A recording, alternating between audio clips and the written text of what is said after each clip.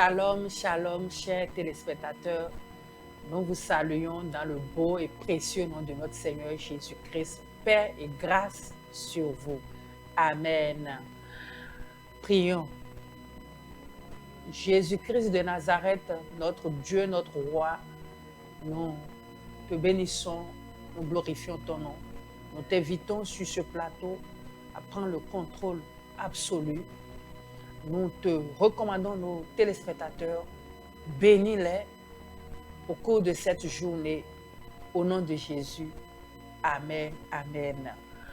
Bienvenue à vous une fois encore sur votre émission Méditation et nous allons vous dire toujours c'est cette parole qui vous fera du bien et qui ne vous sera jamais ôtée. Vous avez choisi la bonne part. Soyez-en bénis. Notre émission passée, nous avions parlé de la promesse que Jésus a faite quand il partait. Il a dit, je ne vous laisserai pas. Quand je serai parti, il y a beaucoup de demeures dans la maison de mon Père. Et quand je finirai de préparer ces demeures, je viendrai vous chercher. Et là où je suis, vous serez avec moi. Et nous avons constaté que si nous recevons la promesse et que celui qui nous a fait la promesse est fidèle, nous devons avoir notre attention sur cette promesse et nous préparer pour que quand notre Seigneur reviendra, qu'il puisse nous trouver dans les bonnes grâces pour que nous fassions partie de ceux-là qui vont être enlevés. Et nous constatons que pour faire partie de l'enlèvement, pour avoir part à cet événement glorieux, inouï, que la terre n'a jamais connu, il faut que nous nous préparions et que nous soyons prêts. Chers amis, nous voulons vous exhorter aujourd'hui, dans notre méditation de ce jour, à être prêts. Nous tous, vous et moi, soyons prêts parce que le Seigneur est sur le point de venir. Il n'y a plus rien qui le retienne. Tous les signes annonciateurs de son avènement sont déjà accomplis sous nos yeux. Et il a dit dans sa parole que cette génération ne passera pas avant que Jésus ne vienne. Donc, soyons prêts. Et nous savons aussi que le Fils de l'homme va venir à une heure où nous attendons le moins. Et ça, nous sommes dans le livre de Matthieu, chapitre 24, le verset 44. À une heure où nous n'y pensons pas. Et nous savons un jour, le Seigneur viendra nous chercher, vous et moi. Mais nous ne savons pas quand. Et si nous ne savons pas quand il viendra nous chercher, nous ne serons peut-être pas prêts, puisque nous ne savons pas. Et ce que nous devons faire, nous devrions commencer par faire nos bagages. Nous devions commencer par nous apprêter. Nous devons commencer par nous préparer. Et le livre du prophète Amos va nous dire dans son chapitre 4, le verset 12, préparez-vous à la rencontre de votre maître. Préparez-vous à la rencontre de votre Dieu. Préparons-nous à la rencontre de notre Seigneur. Et nous devons tout faire pour être prêts à cette rencontre.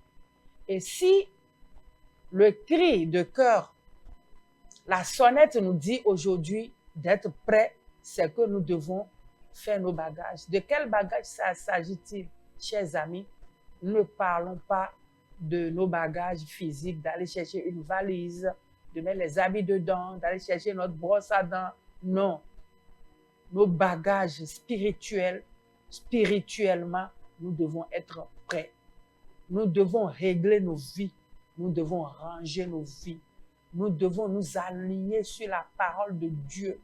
Nous devons tout faire pour que nos œuvres puissent crier gloire et sainteté à notre Dieu. Nous devons nous retirer de toute forme de distraction.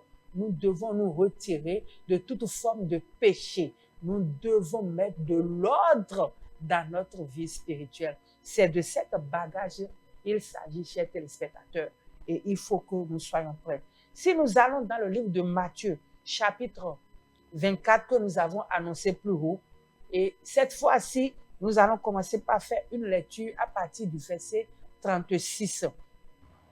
Ici, la parole de Dieu nous dit, pour ce qui est de l'heure et du jour, personne ne le sait, ni les anges dans les cieux, ni le Fils, mais le Père seul. Ce qui arriva au temps de Noé arrivera de même à l'avènement du Fils de l'homme. Car dans les jours précédant le déluge, qu'est-ce qui s'est passé? Les hommes mangeaient, buvaient, se mariaient leurs enfants, jusqu'au jour où Noé a fini de préparer l'âge et il entra. Et il ne se doutait de rien jusqu'à ce que le déluge vint et les emporta tous. Il en sera de même à l'avènement du Fils de l'homme. Chers amis, nous allons nous arrêter là et continuer la lecture après. Qu'est-ce que nous constatons aujourd'hui? Oui, nous constatons cette distraction, nous constatons cette fête, les mariages en pourpre, les mariages sont à la mode, les gens se mariaient, nous marions nos enfants, nous dédions nos enfants, nous faisons la fête et on ne se doute de rien. Or, les signes avant-coureurs de l'avènement de notre Seigneur sont sous nos yeux. Nous voulons juste tirer votre attention, chers amis, chers téléspectateurs, de commencer par ranger nos vies, de commencer par faire nos bagages, comme nous l'avons dit plus haut. Et si nous venons maintenant au verset 40, toujours nous sommes dans le livre de Matthieu chapitre 24, la Bible va nous dire ici, alors, de deux hommes qui seront au champ, l'un sera pris, l'autre sera laissé.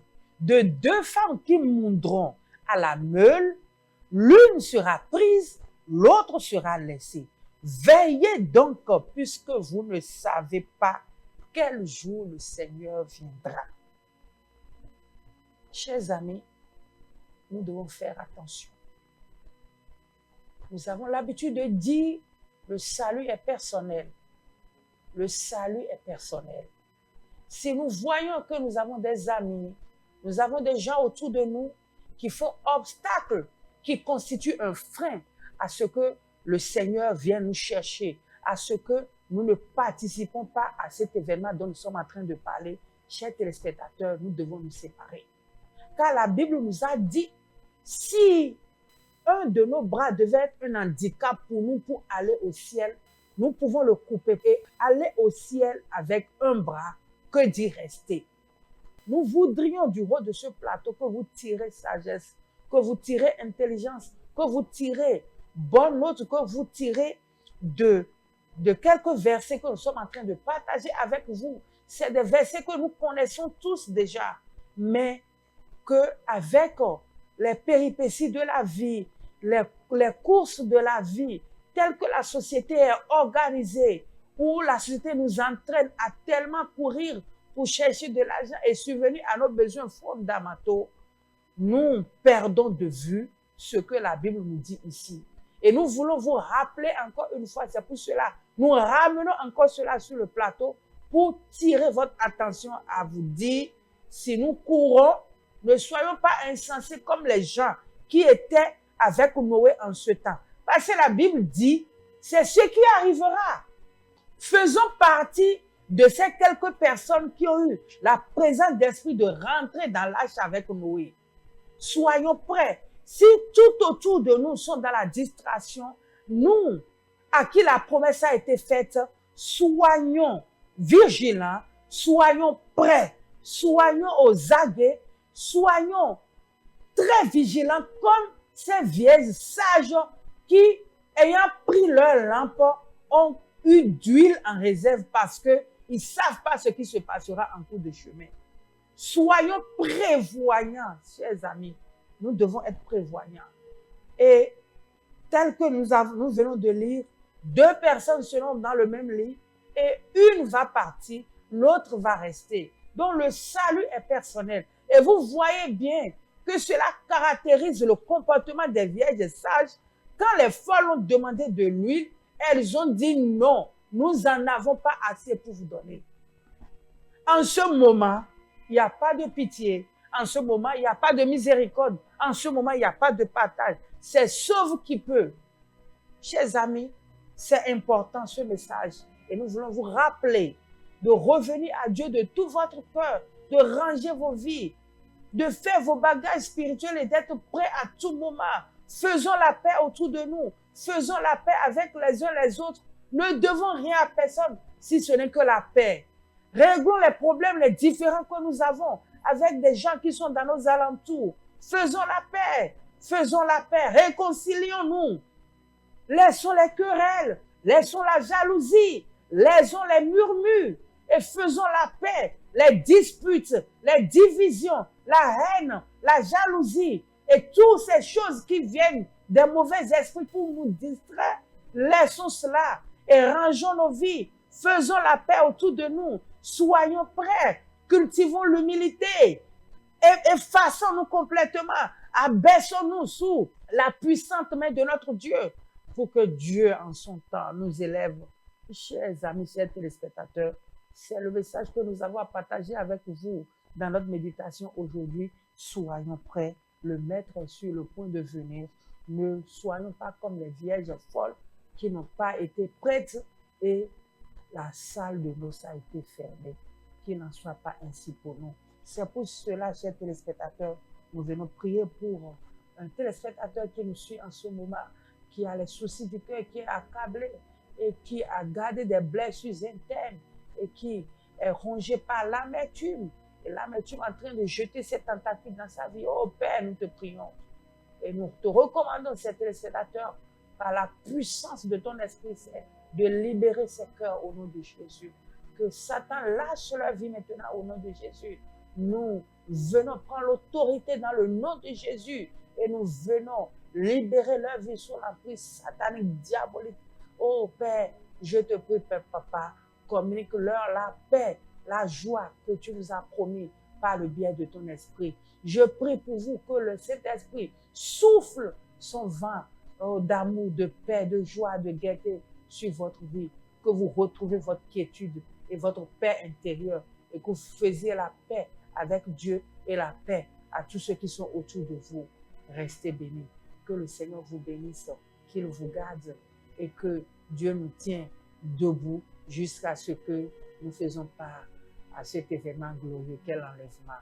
Restez bénis. Amen.